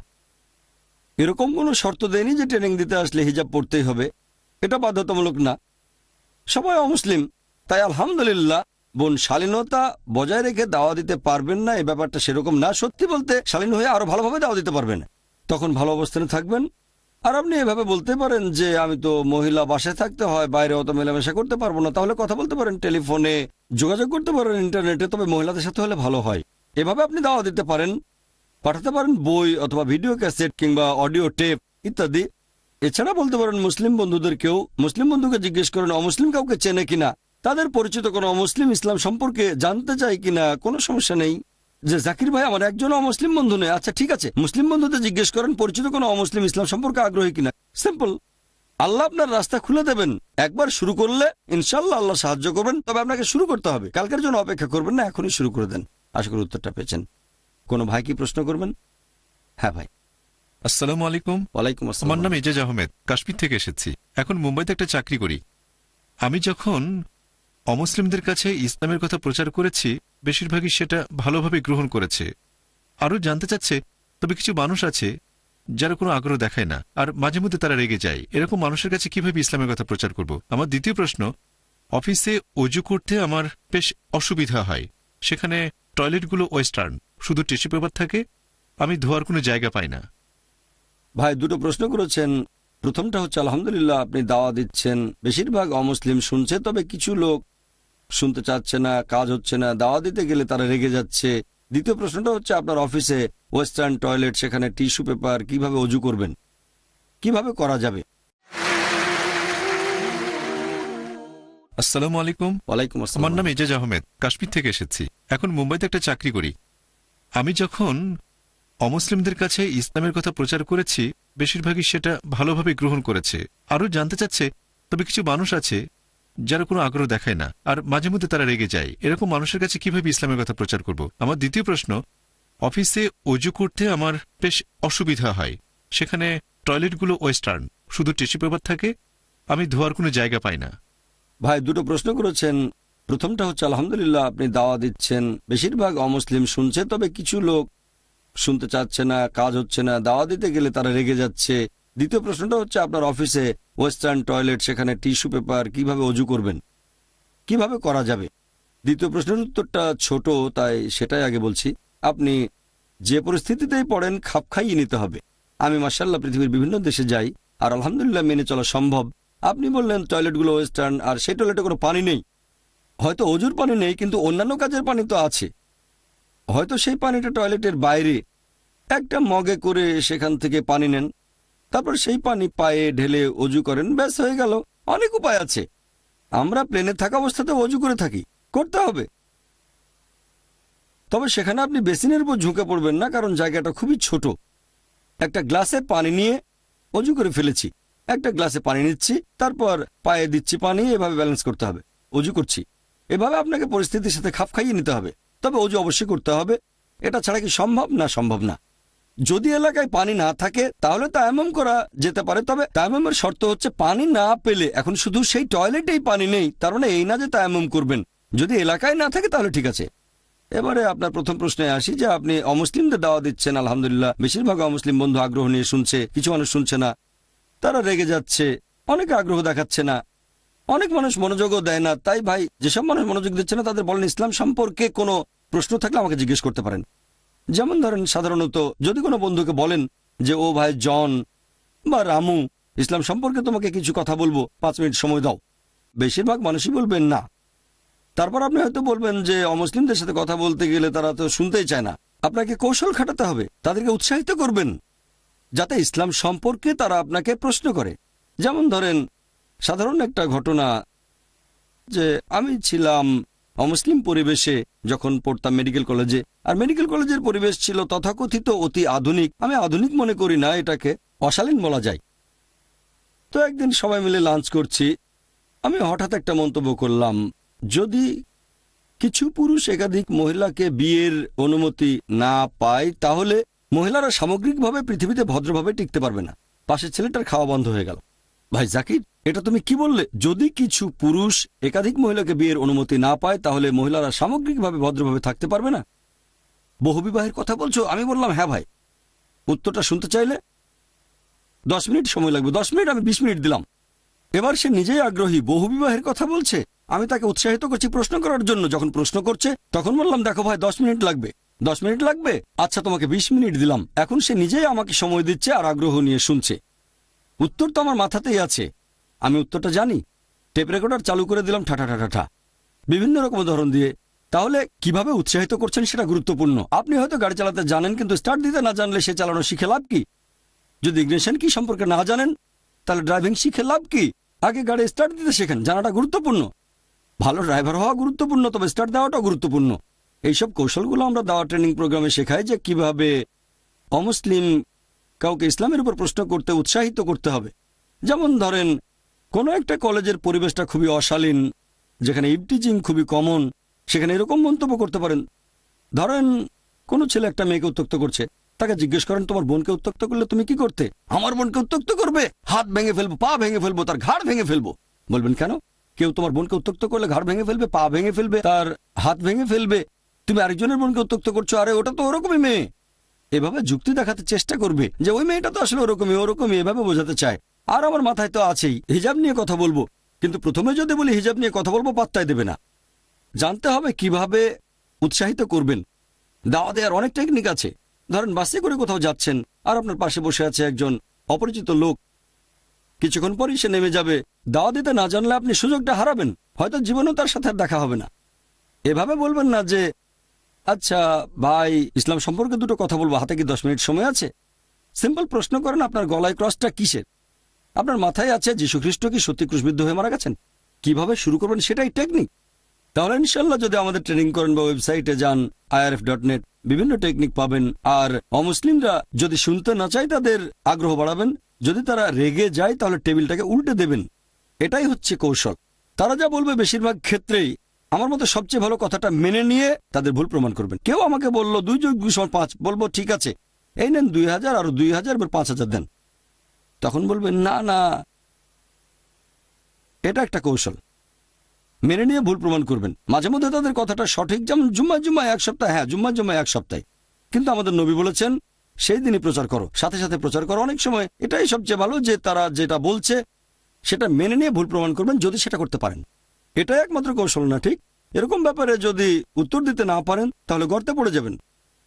যদি অভিজ্ঞতা থাকে, উত্তর সম্পর্কে ধারণা থাকে, ইনশাল্লাহ খুব সহজ। আশা করি উত্তরটা পেয়েছেন। হ্যাঁ ভাই। আসসালামু আলাইকুম ওয়া রাহমাতুল্লাহি ওয়া বারাকাতুহু। ওয়ালাইকুম আসসালাম। আমার এক ভাই মুসলিম হয়েছে, বেঙ্গালুরুতে থাকে। সে রিভার্ট হয়েছিল প্রায় 4 বছর আগে। তখন সে বিয়ে করেছিল, এখন তার সন্তান আছে। তার স্ত্রী এখনো রিভার্ট হয়নি, সে এখনো হিন্দু। কয়েক সপ্তাহ আগে আমি আমার ভাইয়ের সাথে কথা বলছিলাম, তখন আমার ভাই বলছিল সে এখনো স্ত্রীর সাথে বসবাস করে, তবে সে তার স্ত্রীকে একথা বলেছে যদি তোমার সাথে আমাকে থাকতে হয় তুমি শাহাদা দাও তাহলে আমি থাকব। কিন্তু তার স্ত্রী এখনো মন্দিরে যায়, এখনো আল্লাহকে বিশ্বাস করে না, দুজনেই একসাথে আছে। এখন তার জন্য সঠিক উপদেশটা কি? তাকে কি আবার বিয়ে করতে হবে? আল্লাহ মালুম, প্লিজ একটু সাহায্য করেন। ভাই আপনি প্রশ্ন করলেন যে একজন অমুসলিম ভাই ইসলাম গ্রহণ করেছে, আলহামদুলিল্লাহ, তবে দুর্ভাগ্যের কথা তার স্ত্রী ইসলাম ধর্ম গ্রহণ করেনি। ইসলাম ধর্ম গ্রহণের আগেই সে বিয়ে করেছিল, তার সন্তানও আছে। এখন স্ত্রী যদি ইসলাম গ্রহণ করতে না চায়, শাহাদা দিতে প্রস্তুত না থাকে, তাহলে কি দুজন একসাথে থাকতে পারবে? স্ত্রীকে সে বলেছে তুমি শাহাদা দাও, তা না হলে তোমার সাথে। এ ব্যাপারে ইসলাম কি বলে? স্বামী কি করতে পারে, অথবা স্ত্রী আবার বিয়ে করতে হবে কিনা? আবার তাদের বিয়ের ব্যাপারটা তখনই আসবে যখন স্ত্রী ইসলাম গ্রহণ করবে। এখন স্ত্রী যদি ইসলাম গ্রহণ করে তাহলে সেখানে যদি কয়েকটা স্টেজ থাকে তাহলে প্রয়োজন হবে। একসাথে হলে সেটাকে বাদ দেওয়া যেতে পারে। তবে তার স্ত্রী মুখে ইসলামিক শাহাদা বলেছে, এখন সে কি করবে? আচ্ছা, তাহলে প্রশ্নটা বদলে যাচ্ছে। প্রশ্ন বদলালে উত্তরটা বদলাবে। ভাই এবারে প্রশ্ন করলেন যে স্ত্রী মুখে শাহাদা বলেছে শুধু বলার খাতিরে, তারপরও সে মন্দিরে যাচ্ছে, এখন কি করবেন? এখানে স্কোপটা একটু বড় হবে। স্ত্রী মুখে শাহাদা বলেছে, স্বামীর মনে হচ্ছে সেটা শুধু বলার খাতিরে বলা, শুধু স্বামীর খাতিরে বলেছে, তারপরও সে মন্দিরে যাচ্ছে, তাহলে তিনি স্ত্রীকে আরো দাওয়া দেবেন, একসাথে থাকতে পারবেন, কারণ স্ত্রী মুখে শাহাদা বলেছেন। একই সাথে সে স্ত্রীকে বোঝানোর চেষ্টা করবে যে মন্দিরে যাওয়া উচিত না। সবচেয়ে ভালো উপায়ে প্রথমে ভালোবাসার সাথে, তারপর হয়তো একটু প্রেশার দেবেন। তবে স্ত্রী মুখে শাহাদা না বললে ব্যাপারটা অন্যরকম হতো। সেক্ষেত্রে সময়টা হয়তো সীমিত, বছরের পর বছর থাকা যেত না। এই সীমিত সময়টা শরিয়া অনুযায়ী বেঁধে দেওয়া হতো যে একসাথে থাকতে পারবে 1 দিন, 1 সপ্তাহ বা 2 মাস এরকম। তবে সময় দেওয়া যেতে পারে যাতে স্ত্রী ইসলাম গ্রহণ করে। তারা অনেক আগে বিয়ে করেছে, যেহেতু স্ত্রী মুখে শাহাদা বলেছে তারা একসাথে থাকতে পারে। একই সাথে খেয়াল রাখতে হবে যে স্বামী যেন স্ত্রীকে রিভার্ট করতে পারে সত্যি সত্যি। এখানে বিভিন্ন পদ্ধতি ব্যবহার করা যেতে পারে, যেমন ভালোবাসা, তারপর প্রেশার দেয়া, এরকম।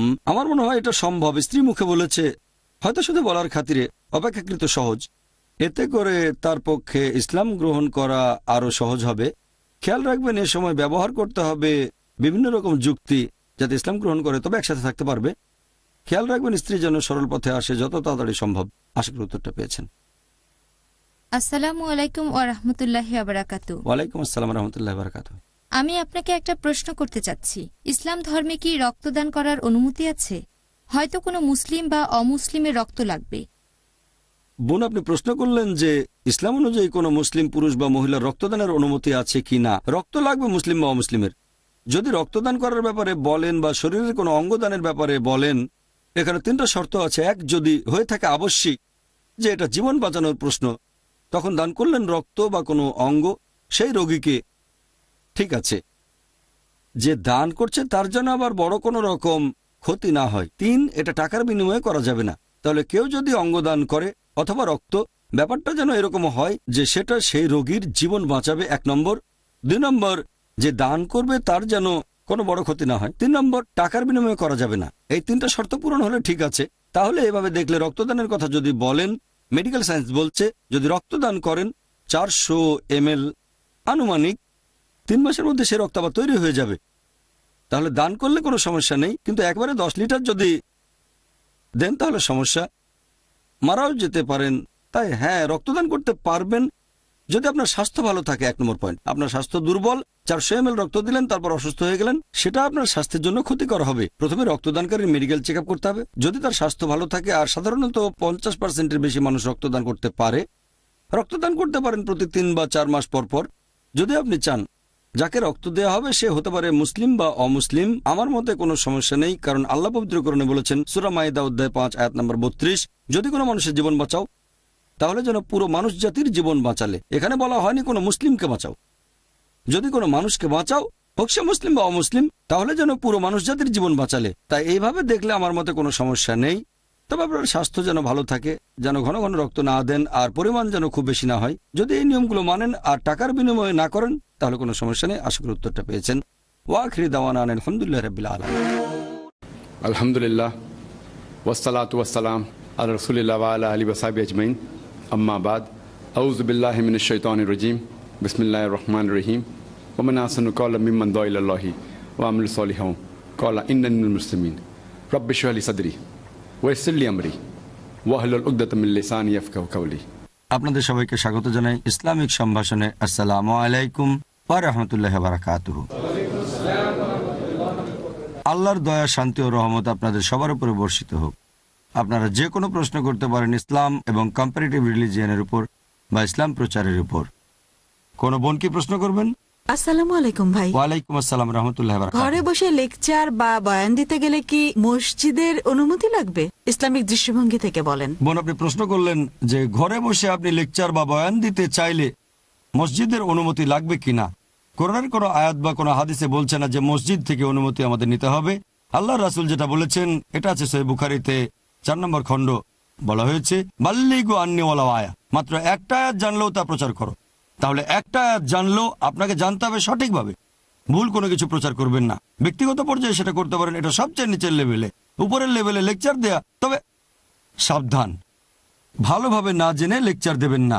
তাহলে এখানে দুটো ব্যাপার আছে। অনেকে বলে আপনার কি ডিগ্রি আছে লেকচার দেওয়ার, কোন দারুল উলুম থেকে পাশ করেছেন? লেকচার দেওয়ার জন্য আপনার ডিগ্রি প্রয়োজন নেই, অথবা দারুল উলুম থেকে পাশ করতে হবে না।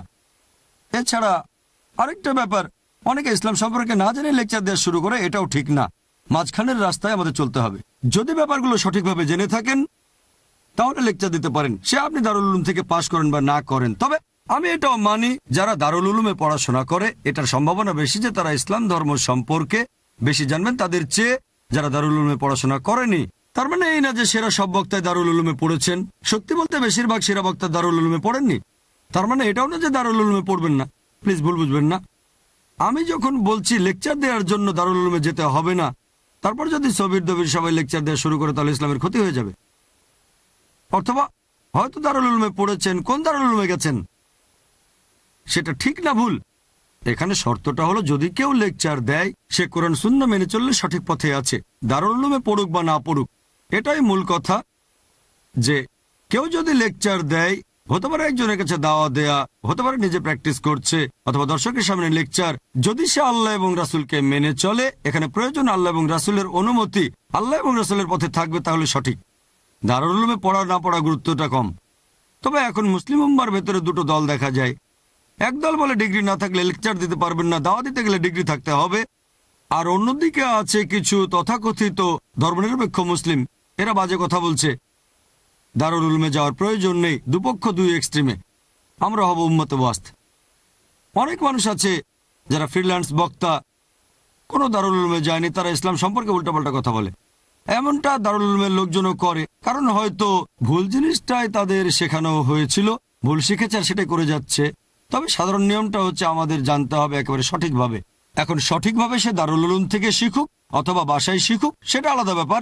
সাহাবীগণের আমলে কোন দারুল উলুম ছিল, এই বিখ্যাত বিশেষজ্ঞগণ কোন দারুল উলুমে পড়েছিলেন, তারা বিশেষজ্ঞগণের অধীনে শিখেছেন। প্রথমে বিশেষজ্ঞ, তারপরে বিশেষজ্ঞ, হয়তো গিয়েছেন মদিনায়, তারপর মক্কায়, তারপর মিশরে। এটা ছিল আসলে সঠিক পদ্ধতি, যেটা এখন বেশ কঠিন। এখন আমরা দেখি একসঙ্গে অনেক ছাত্র 100, 1000 সবাই পড়ালেখা করছে। এটা খারাপ না, ভালো। তবে এখানে কথা হচ্ছে এই সব জিনিস শেখার পরে হোক, সেটা ব্যক্তিগত পর্যায়ে হোক, কোনো বই থেকে অথবা ভিডিও থেকে অথবা দারুল উলুম, যদি তার প্রচার করার কথা কোরআন সুন্নাহ অনুযায়ী হয়ে থাকে সে ঠিক আছে। তাহলে বোন যদি লেকচার দিতে চান, এজন্য কোনো মসজিদ থেকে অনুমতি নিতে হবে না।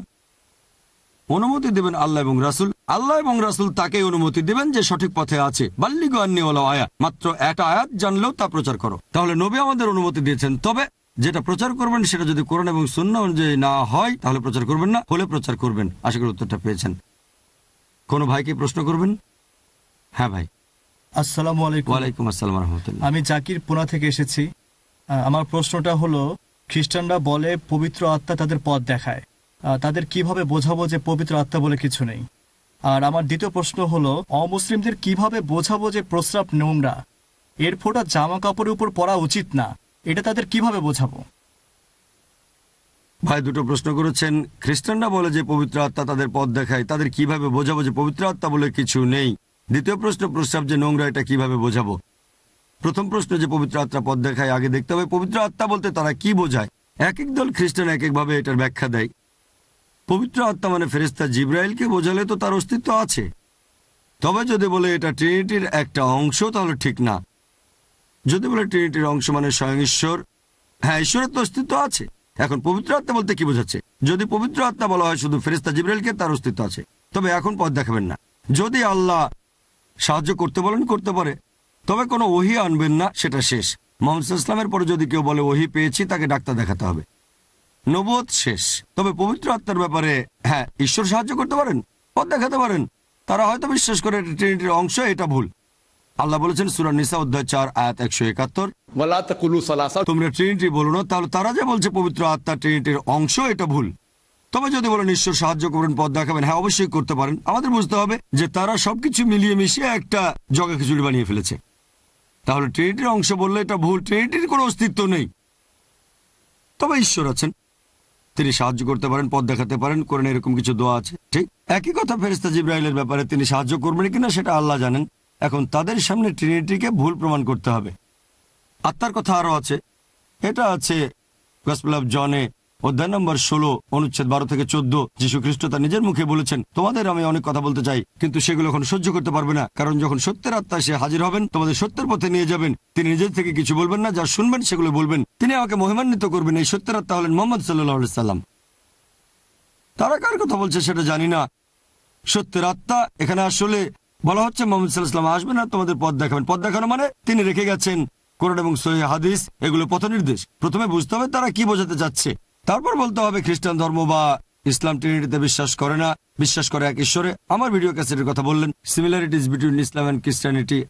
এবার আপনার দ্বিতীয় প্রশ্ন, অমুসলিমদের কিভাবে বোঝাবেন যে প্রস্রাব নোংরা, অপবিত্রতায় পরিষ্কার করতে হবে এটা।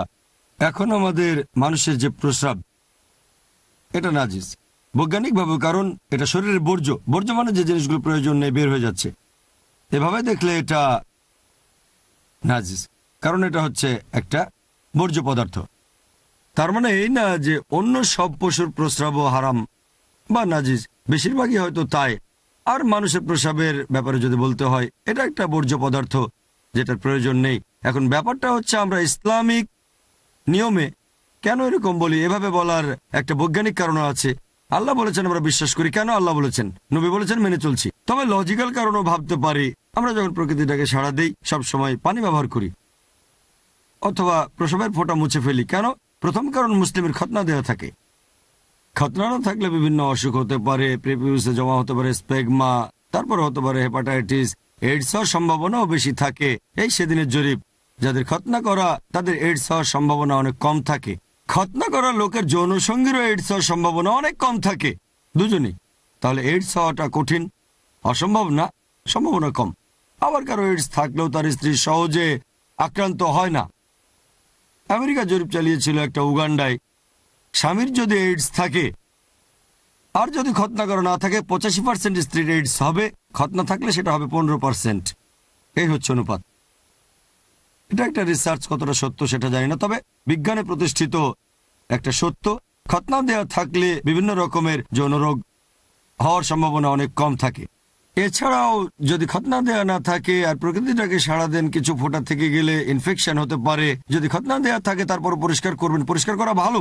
এগুলো থেকে অসুখ হতে পারে, রোগ জীবাণু ছড়াতে পারে, অস্বাস্থ্যকর। কেউ বলবে না যে এটা স্বাস্থ্যকর, কোন ডাক্তার বলবে না স্বাস্থ্যকর, হয়তো এতে চলতে পারে, সেটা আলাদা কথা।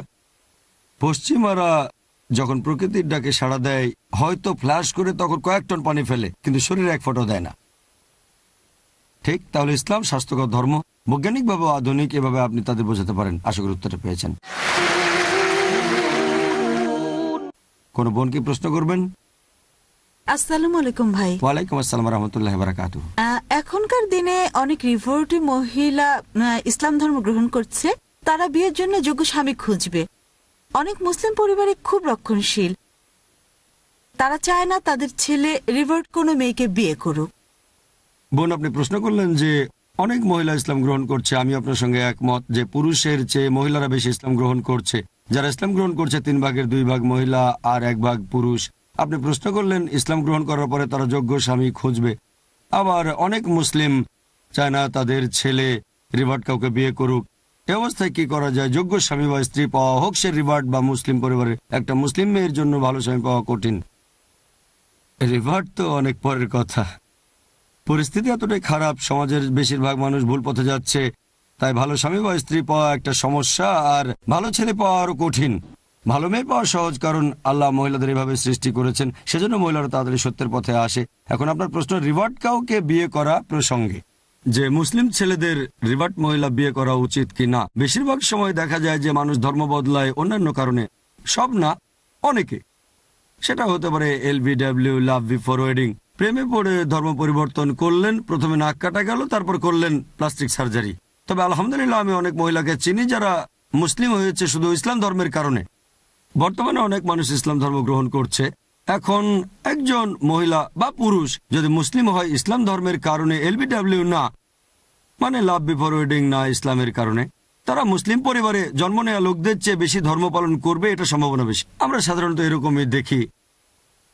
এমন কোনো ধরাবাধা নিয়ম নেই। মাশাআল্লাহ, মুসলিম পরিবারে জন্ম নেওয়া অনেকে তাকে অনেক উপরে।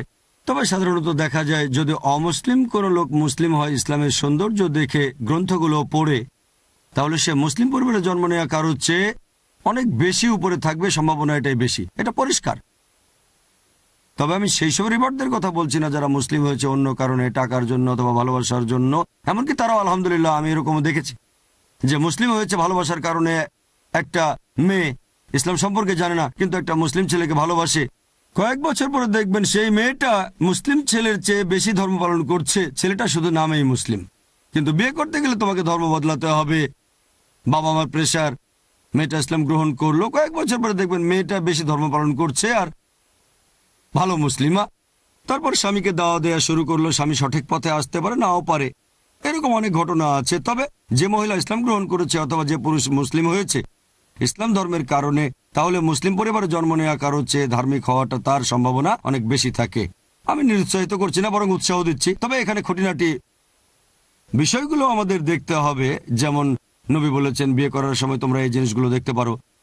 সেগুলো হচ্ছে সৌন্দর্য, সম্পদ, আভিজাত্য আর গুণ। গুণ সবচেয়ে সেরা। বাকি 3টা বৈশিষ্ট্য দেখতে পারেন, এমন না যে দেখবেন না। যদি কেউ সুন্দরী মেয়ে বিয়ে করতে চায় অনুমতি আছে, এটা বলবেন না যে সৌন্দর্য কেন, তবে সেরা হচ্ছে গুণ। সৌন্দর্যের পেছনে ছুটতে গিয়ে গুণী কাউকে হারাবেন না। যদি বলেন সব চাই সোনাই সোহাগা, 4টাই থাকলে আলহামদুলিল্লাহ। যদি এমন মেয়ে পান খুব সুন্দরী, সম্পদশালী, অভিজাত পরিবারের, অনেক গুণী, আলহামদুলিল্লাহ। তবে সবচেয়ে সেরা হচ্ছে গুণ। এছাড়া মানুষই কাউকে বিয়ে করতে পারেন ইত্যাদি, এগুলো নিয়ে অনেক হাদিস আছে। এমন না যে সবগুলো শর্ত পালন করতে হবে, 2-1টা ভাঙতে পারেন। এরকম শর্ত ভাঙতে পারেন গুণের ক্ষেত্রে, হয়তো দাম্পত্য জীবন ভালো হবে। তাহলে আপনাকে এইসব খুঁটিনাটি দেখতে হবে। আমি নিরুৎসাহিত করছি না, বরং উৎসাহ দিচ্ছি যে আগে ভালোভাবে খোঁজখবর নেন। এমন না যে কলেজে থাকতে প্রেম হয়ে গেছে, 1 বছর পরে বিয়ের সময় ইসলাম গ্রহণ করলো। আগে ভালোভাবে খোঁজখবরটা নেন, তারপরে সে ভালো মুসলিম হতে পারে, তাই ভালোভাবে খোঁজখবর নেন। এটা কোনো নেগেটিভ ব্যাপার না, আমি আপনাকে উৎসাহ দিচ্ছি। আশা করি উত্তরটা পেয়েছেন। কোনো ভাই কি প্রশ্ন করবেন? হ্যাঁ ভাই। আসসালামু আলাইকুম। আমার প্রশ্ন হলো হিজরি ক্যালেন্ডার চালু করার আগে মক্কা মদিনায় কোন ক্যালেন্ডার চালু ছিল? তারপর ইংরেজি ক্যালেন্ডার আর ইসলামিক ক্যালেন্ডারের মধ্যে হিসাবটা কিভাবে করা হয়? ভাই আপনি প্রশ্ন করলেন যে হিজরি ক্যালেন্ডার আসার আগে মক্কা মদিনায় কোন ক্যালেন্ডারের প্রচলন ছিল আর হিজরি ক্যালেন্ডারকে সৌর ক্যালেন্ডারে কনভার্ট করব কিভাবে, পার্থক্যটা কি। 1 নম্বর পয়েন্ট, নবীর হিজরতের আগে হিজরি ক্যালেন্ডারের কোনো অস্তিত্ব ছিল না, তারা চন্দ্র ক্যালেন্ডার মেনে চলত। ক্যালেন্ডার 2 রকমের আছে, সৌর আর চান্দ্র। সৌরকে বলা হয় গ্রেগরিয়ান ক্যালেন্ডার, আর চান্দ্র ইসলামে হচ্ছে এটা হিজরি। হিন্দুইজমে হয়তো চান্দ্র বছরের একটা ক্যালেন্ডার আছে। তাহলে পৃথিবীতে মানুষ 2 ধরনের ক্যালেন্ডার মেনে চলে, চান্দ্র আর সৌর। সৌরটা আমরা সাধারণত অফিস আদালতে ব্যবহার করি, গ্রেগরিয়ান ক্যালেন্ডার। মুসলিমরা হিজরি ক্যালেন্ডার মেনে চলে, কারণ এটা শুরু হয়েছে নবী মুহাম্মদ সাল্লাল্লাহু আলাইহি ওয়াসাল্লামের হিজরত থেকে। নবী হিজরত করলেন তখন থেকেই শুরু। আমরা সাধারণত যেটা ব্যবহার করি গ্রেগরিয়ান ক্যালেন্ডার, এটা সৌর বছর, এটার হিসাব করা হয় যীশুখ্রিস্টকে দিয়ে। তবে এটা ঐতিহাসিকভাবে সঠিক নয়, কারণ যীশুখ্রিস্ট জন্মগ্রহণ করেছিলেন 6 BC-তে। 6 BC মানে বিফোর ক্রাইস্ট। যীশুখ্রিস্ট কিভাবে 6 BC-তে জন্ম নেন এই কথাটা একেবারে অযৌক্তিক। যীশুখ্রিস্ট জন্মেছেন 6 বিফোর ক্রাইস্টে, একেবারে অযৌক্তিক। তবে এভাবে চলে আসছে, এখানে হিসেব করা হচ্ছে যীশুখ্রিস্ট বা ঈসা আলাইহিস সালামের জন্ম দিয়ে। যীশুখ্রিস্টের সাথে সম্পর্কিত, তবে সবকিছু তাদের নিজের মতো করে বানানো হয়েছে এখানে। সে যাই হোক, এটাকে আরো বলা হয় ক্রিশ্চিয়ানেরা। এছাড়াও তারা বলে অ্যানো ডোমিনি। খ্রিস্টানরা বলে যীশুখ্রিস্ট মারা গেছেন, তবে মুসলিমরা মানি না। বিফোর ক্রাইস্ট বিসি সমস্যা নেই, হ্যাঁ, তবে যিশু মারা গেছেন এটা মুসলিমরা বিশ্বাস করি না, সেজন্য আমরা বলি ক্রিশ্চিয়ান এরা, এটাই সেফ। এবার আপনার প্রশ্নে আসি যে সৌর আর চন্দ্র ক্যালেন্ডারের মধ্যে পার্থক্যটা কি, বা হিজরি আর গ্রেগরিয়ান ক্যালেন্ডার। পার্থক্য হচ্ছে যে সৌর ক্যালেন্ডারে প্রত্যেকটা তারিখ একই সিজনে পড়বে। সৌর ক্যালেন্ডারের ভিত্তি হচ্ছে সূর্য। 24 ঘন্টা পৃথিবীর একটা আবর্তন, মানে একদিন, আর তারপর সূর্যের চারপাশে একবার ঘুরে আসাটা হচ্ছে 1 বছর। আমরা যখন সৌর ক্যালেন্ডার ব্যবহার করি, পৃথিবীর জলবায়ু নির্ভর করে সূর্যের উপর, চাঁদের উপরে না। যদি সৌর ক্যালেন্ডার ব্যবহার করি তাহলে কোনো একটা দেশে বিশেষ একটা জায়গায় প্রতি বছর একই মাসে একই তারিখে একই সিজন থাকবে। যেমন এখানে বর্ষাকাল শুরু জুনে, জুলাই আগস্ট সেপ্টেম্বরে বৃষ্টি, তারপর শীতকাল আসে নভেম্বর ডিসেম্বর জানুয়ারিতে শীত বেশি, তারপর গ্রীষ্মকাল। তাহলে গ্রীষ্মকাল, বর্ষাকাল, শীতকাল প্রত্যেকটা বছরে একই সময় আসে। একইভাবে শরৎকাল আর বসন্তকালও আসে, প্রতি বছরে একই তারিখে সিজনটা একই রকম থাকে। এখন যেহেতু জলবায়ু সূর্যের উপর নির্ভরশীল, পৃথিবী সূর্যের চারপাশে ঘুরছে, চন্দ্র ক্যালেন্ডারের ভিত্তি হচ্ছে চাঁদ। তাই চন্দ্র ক্যালেন্ডারে বছরে একই সময় একই সিজন পাবেন না, এটা বদলাতে থাকবে। চন্দ্র আর সৌর ক্যালেন্ডারের তুলনা করলে চন্দ্র ক্যালেন্ডারের সৌর ক্যালেন্ডারের চেয়ে আনুমানিক 11 দিন কম থাকে, সৌর ক্যালেন্ডারের চেয়ে 11 দিন কম। যদি চন্দ্র ক্যালেন্ডার মেনে চলেন প্রতি 33 বছরে সৌর ক্যালেন্ডারের চেয়ে 1 বছর বেশি হবে। যদি আমার বয়স হয় 33 বছর, সৌর ক্যালেন্ডার অনুযায়ী চন্দ্র ক্যালেন্ডারে হবে 34। আনুমানিক 11 দিন গুণ 33 মানে আনুমানিক 1 বছর। এখন সুবিধাটা, আমরা মুসলিমরা চন্দ্র ক্যালেন্ডার মেনে চলি। এখানে যে সুবিধা পাই, কিছু মাসে বিশেষ কিছু জিনিস থাকে, যেমন রমজান হিজরি ক্যালেন্ডারের 9ম মাস। আর এই পবিত্র রমজান মাসে আমরা মুসলিমরা রোজা রাখি। এখন রমজান মাস যদি এখানে হয় শীতকালে, তাহলে পৃথিবীর অন্য পাশে হবে গ্রীষ্মকাল। রমজান সৌর বছরে হলে সেখানে যারা থাকে তারা সবসময় গরমকালে রমজান পাবে। বলতে পারে আল্লাহ আমাকে এমন জায়গায় পাঠালো শুধু গরমকালে রোজা রাখতে হয়, অন্য প্রান্তে জন্মালে শুধু শীতকালে পেতাম। তাহলে 33 বছরে সব সিজনে রমজান পাবেন, গ্রীষ্ম, বর্ষা, শরৎ, হেমন্ত, শীত, বসন্ত, প্রতি 33 বছরে। তাহলে সারা জীবনে 1বার বা 2বার আপনি রমজান পাবেন সবগুলো সিজনে। এটা আরো বেশি বৈজ্ঞানিক, বেশি লজিক্যাল। সেজন্য এই রমজান মাস, তারপর হাজ আপনারা এক এক সময় এক এক সিজনে পাবেন। আমার মতে এটি সবচেয়ে বেশি লজিক্যাল। ইসলামিক বিভিন্ন বিষয় পালন করতে চাইলে হিজরি ক্যালেন্ডার ব্যবহার করা লজিক্যাল, এটাই বৈজ্ঞানিক। আপনি সব সিজনের অভিজ্ঞতায় পাবেন। আশা করি উত্তরটা পেয়েছেন। আর কোনো ভাই প্রশ্ন করবেন? হ্যাঁ ভাই। আসসালামু আলাইকুম। ওয়ালাইকুম আসসালাম ওয়া রাহমাতুল্লাহি ওয়া বারাকাতুহু। জিহাদ শব্দটির অর্থ আসলে কি? ভাই প্রশ্ন করলেন জিহাদ মানে কি। জিহাদ আরবি শব্দ, যার মানে চেষ্টা বা সংগ্রাম করা। এর মূল আরবি শব্দ জাহাদা, চেষ্টা করা বা সংগ্রাম করা। তাহলে বেসিক অর্থ হচ্ছে চেষ্টা, সংগ্রাম। তবে অনেক মানুষের ভুল ধারণা আছে, শুধু অমুসলিম না, অনেক মুসলিমেরও ভুল ধারণা আছে যে কোনো মুসলিম যদি যুদ্ধ করে, যে কারণেই হোক, সেটাকে বলা হয় জিহাদ। হতে পারে সেটা ব্যক্তিগত কারণ, হতে পারে টাকা পয়সায়, হতে পারে সেটা কোনো রাজনৈতিক কারণ বা কোনো এলাকা দখল করা, অথবা খ্যাতির জন্য। একজন মুসলিম যুদ্ধ করলেই সেটাকে জিহাদ বলা হবে, এটা ভুল ধারণা। জিহাদ মানে চেষ্টা বা সংগ্রাম করা। এখন ইসলামিক পরিভাষায় জিহাদ মানে নিজের বিভিন্ন শয়তানি প্রবৃত্তির বিরুদ্ধে সংগ্রাম করে যাওয়া। জিহাদের আরেকটা মানে সমাজের উন্নতির জন্য চেষ্টা সংগ্রাম করে যাওয়া। জিহাদের আরেকটা মানে আত্মরক্ষার জন্য লড়াই করা, নিজেকে বাঁচানোর জন্য লড়াই যুদ্ধের ময়দানে। জিহাদের আরেকটা মানে অত্যাচারের বিরুদ্ধে চেষ্টা সংগ্রাম করা। তাহলে জিহাদের বেসিক অর্থ চেষ্টা আর সংগ্রাম। যদি কোনো ছাত্র চেষ্টা এবং সংগ্রাম করে যায় পরীক্ষায় পাশের জন্য, সেটাকে বলা হয় জিহাদ। তাহলে জিহাদ মানে চেষ্টা সংগ্রাম করা। অনেক মানুষের ভুল ধারণা আছে যে জিহাদ করতে পারে শুধুমাত্র মুসলিমরা। কোরআনে এরকম অনেক আয়াত আছে, যেমন পবিত্র কোরআনে সূরা লুকমান অধ্যায় 31 আয়াত নাম্বার 15, এছাড়াও সূরা আনকাবুত অধ্যায় 29 আয়াত 8 বলা হয়েছে যে বাবা মা জিহাদ করছে যাতে তাদের সন্তান আল্লাহ তাআলা ব্যতীত অন্য কারো উপাসনা করে। এখানে বলা হচ্ছে অমুসলিম বাবা মার সন্তানকে শিরক করাতে জিহাদ করছে। তাহলে অমুসলিমও জিহাদ করতে পারে। এমনিতে যখন মুসলিমরা জিহাদ করে সেটা হচ্ছে জিহাদ ফি সাবিলিল্লাহ, আল্লাহর পথে চেষ্টা সংগ্রাম করা। অন্যরা যেটা করে সেটা জিহাদ ফি সাবিল শয়তান, শয়তানের পথে চেষ্টা করা। তাহলে জিহাদ মানে চেষ্টা সংগ্রাম করা। বিস্তারিত জানতে আমার ভিডিও ক্যাসেট দেখতে পারেন, টেররিজম এন্ড জিহাদ অ্যান্ড ইসলামিক পার্সপেক্টিভ। আশা করি উত্তরটা পেয়েছেন। আর কোনো ভাই? হ্যাঁ ভাই। আসসালামু আলাইকুম। ওয়ালাইকুম আসসালাম রহমতুল্লাহ বারাকাতুহু। আমার নাম সাব্বির, পুনা থেকে এসেছি। পবিত্র কোরআনের প্রত্যেকটা শব্দেরই তো একটা অর্থ আছে। আপনি কি আমাকে আলিফ লাম মিম এটার অর্থ বলতে পারবেন? ভাই, আপনি প্রশ্ন করলেন যে কোরআনের প্রত্যেকটা শব্দেরই অর্থ আছে। এখন আপনাকে আলিফ লাম মিমের অর্থটা বলতে পারবো কিনা। আলিফ লাম মিমের অর্থ নিয়ে যদি বলতে হয়, এটার উপরে এই পর্যন্ত অনেক বই লেখা হয়েছে। এখানে বিভিন্ন বিষয় আছে, অনেকে বই লিখেছেন, বিভিন্ন রকম ব্যাখ্যা দিয়েছেন যে আলিফ লাম মিম হতে পারে আল্লাহ সুবহানাহু ওয়া তাআলার ইনিশিয়াল, অথবা এগুলো আল্লাহ তাআলার নিদর্শন, অথবা আল্লাহর প্রশংসা। এরকম বিভিন্ন অর্থের কথা এখানে বলা হয়েছে। এ ব্যাপারে আমার লেকচারে বিস্তারিত বলেছি, Al Quran should be read with understanding. কিছু মানুষ বলে এগুলোর কোনো অর্থ নেই, অথবা অর্থটা গোপন আছে। এরকম অনেক বই লেখা হয়েছে। তবে সরাসরি কোরআনে এরকম কোনো আয়াত বা কোনো হাদিস নেই, পরোক্ষভাবে আছে। আর এটাকে সবচেয়ে সেরা যুক্তি বলে মনে করা হয়। সেটা হচ্ছে এটা আল্লাহ তাআলার একটা চ্যালেঞ্জ। এই আলিফ লাম মিম এগুলো আরবি অক্ষর, অনেক জায়গায় মাত্র একটা অক্ষর, যেমন নুন কফ, কোথাও দুটো অক্ষর, হা মিম, কোথাও 3টা অক্ষর আলিফ লাম মিম, কোথাও 4টা, আবার কোথাও বা 5টা। এরকম সূরা আছে 29টা আল্লাহ সুবহানাহু ওয়া তাআলার, যেখানে এরকম অক্ষর আছে, এগুলোকে বলা হয় হরফে মুকাত্তাত, মানে এই অক্ষরগুলি। এখানে দেখবেন আমার যেটা মনে হয় সবচেয়ে সেরা যুক্তিটা হচ্ছে যে ধরেন এই কোরআন যখন নাজিল হয়, আল্লাহ তাআলা পবিত্র কোরআনে বিভিন্ন জায়গায় চ্যালেঞ্জ করেছেন। প্রথমে আল্লাহ চ্যালেঞ্জ করেছেন কোরআনের মতো একটা বই লিখতে পারো কিনা, সূরা ইসরা অধ্যায় 17 আয়াত 88। আরেক জায়গায় বলছে কোরআনের মতো 10টা সূরা লিখতে পারবে কিনা, সূরা হুদ অধ্যায় 11 আয়াত 13। এরপর আল্লাহ বলেছেন কোরআনের মতো করে একটা সূরা লিখতে পারবে কিনা, সূরা ইউনূস অধ্যায় 10 আয়াত 38, যে কোরআনের মতো একটা সূরা লিখতে পারবে কিনা।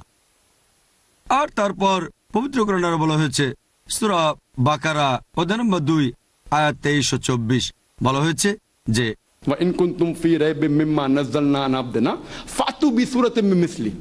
তোমাদের মনে যদি সন্দেহ থাকে যা আমি আমার বান্দার প্রতি অবতীর্ণ করেছি, তাহলে এর মতো একটা সূরা রচনা করো। তোমরা সব সাহায্য করে নাও, সব সাক্ষী নাও, যদি আল্লাহ ব্যতীত কেউ থাকে, যদি তোমাদের সন্দেহ সত্যি হয়। আর যদি না পারো, অবশ্যই তোমরা পারবে না, তাহলে দোজখের আগুনের জন্য প্রস্তুত থাকো, যারা রসদ হবে মানুষ ও পাথর। চ্যালেঞ্জ করা হয়েছে কোরআনের মতো করে একটা বই লেখো, তারপর একটু সহজ কোরআনের মতো 10টা সূরা লিখে দেখাও, তারপর মাত্র একটা সূরা, তারপর বলছে কোরআনের কাছাকাছি একটা মাত্র সূরা। এই চ্যালেঞ্জ করেছেন আল্লাহ সুবহানাহু ওয়া তাআলা। যদি এখন দেখেন আল্লাহ যখন এই অক্ষরগুলো ব্যবহার করে, আরবি অক্ষরগুলো ব্যবহার করেছেন মুকাত্তাত অক্ষর আলিফ লাম মিম নুন কফ হা মিম, এটা অনেকটা আল্লাহ আরবদের বলছেন। পবিত্র কোরআন যখন নাজিল হয়েছিল, আরবি ভাষা তখন খুব উন্নত, আরবের লোকজন তাদের ভাষা নিয়ে গর্ব করত, আরবি ভাষা নিয়ে বড়াই করত। সে সময় আরব দেশে অনেক বিখ্যাত কবি ছিলেন আরবি ভাষায়। আল্লাহ বলেছেন আলিফ লাম মিম এগুলো তোমাদের ভাষার অক্ষর, আলিফ লাম মিম তোমাদের আরবি ভাষা, তোমাদের ভাষা দিয়ে আমি এই কোরআন রচনা করেছি। তোমাদের চ্যালেঞ্জ কোরআনের কাছাকাছি একটা সূরা লিখে দেখাও। এটা একটা অলৌকিক। আল্লাহ বলেছেন আলিফ লাম মিম হা মিম নুন কফ এগুলো দিয়ে। যেমন ধরেন এখনকার দিনে আমরা জানি মানুষের শরীরে কি দিয়ে তৈরি, বৈজ্ঞানিকভাবে জানি শরীরে পানি আছে, এটা আছে, ওটা আছে, কিন্তু মানুষ তৈরি করতে পারবো না।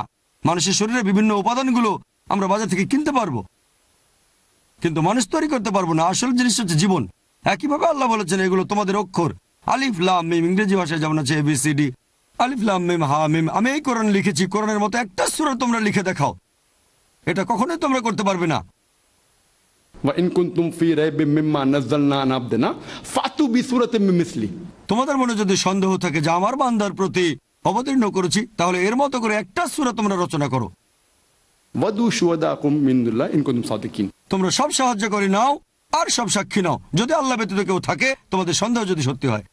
যদি তোমরা না পারো, ولن تفعلوا। আর যদি না পারো, দোজখের আগুনের জন্য প্রস্তুত থাকো, যার রসদ হবে মানুষ ও পাথর। আল্লাহ এখানে চ্যালেঞ্জ করেছেন, তোমরা কখনো এটা করতে পারবে না। তাহলে আমরা বুঝতে পারছি এগুলো আমাদের স্মরণ করিয়ে দেয়। একটা সহিহ হাদিসে এরকম বলা হয়েছে, বর্ণনা করেছেন হযরত আবু বকর রাদিয়াল্লাহু আনহু। আমি যুক্তিটা মানি, আর শেখ ইবনে তাইমিয়া সহ আর অনেক বিশেষজ্ঞ ব্যাখ্যাটাকে বেশি সমর্থন করেছেন। অন্যান্য ব্যাখ্যাগুলো হচ্ছে, আর আমারও মনে হয় এটাই লজিক্যাল ব্যাখ্যা। সে কারণে আল্লাহ তাআলা আরবদের চ্যালেঞ্জ করেছেন, যারা তাদের ভাষা নিয়ে গর্ব করত। তোমাদের ভাষা দিয়ে আমি কোরআন লিখেছি, তোমরা পারলে এরকম একটা সূরা লিখে দেখাও। আজকের উত্তরটা পেয়েছেন। ওয়া আখিরি দাওয়ানা আনিল হামদুলিল্লাহি রাব্বিল আলামিন। ইয়া রাব্বু ইন্নাকা আনতাস সালাম মিনকা সালাম ইলাইকা সালাম ইয়া রাব্বু ইন্নাকা আনতাস সালাম মিনকা সালাম ইলাইকা সালাম লিআমরিকা ইয়ারজিউ আমরুল আনাম بين يديك قلوب الأنام لأمرك يرجع أمر الأنام بين